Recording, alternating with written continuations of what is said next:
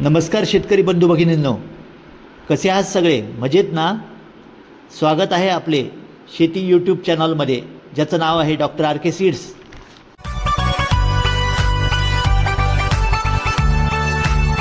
मित्रांनो, आज आपण डांगर, गोल लंबगोल लाल भोपळा, काशीफळ याच्या लागवड तंत्रज्ञानाची माहिती घेणार आहोत.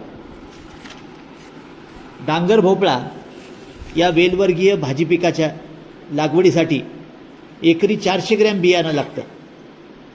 मध्यम काळी शेणखतयुक्त पाणी निचरा होणाऱ्या जमिनीत 5 ते 6 फूट 2 ओळीत अंतर आणि 1.5 ते 2 फूट ओळीतलं अंतर अशाप्रमाणे बियाणं टोपावं. महाराष्ट्रात डांगर भोपळ्याची लागवड प्रामुख्याने एप्रिल मे म्हणजे उन्हाळी हंगामी 70% क्षेत्रावर होती. यानंतर ऑगस्ट सप्टेंबर पावसाळी हंगामात 30% क्षेत्रावर होती. तशी वर्षभर बारमाही लागवड करता येते. हे 3 ते 4 महिन्याचं पीक असून कमी खर्चात कमी पाण्यात एकरी 12 ते 16 टन उत्पादन मिळते. फळे टिकाऊ, दूरच्या मार्केटमध्ये विक्रीसाठी पाठवता येतात. 75 दिवसांनी पहिली तोड मिळते.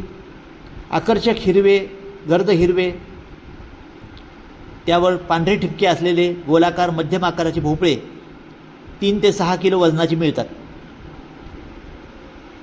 हायब्रिड पंपकिन डांगराच्या आगेती म्हणजे लवकर भोपळे देणाऱ्या आणि अधिक उत्पादन देणाऱ्या, खात्रीने फळ सेटिंग देणाऱ्या अधिक उत्पादनक्षम लोकप्रिय जाती आहेत.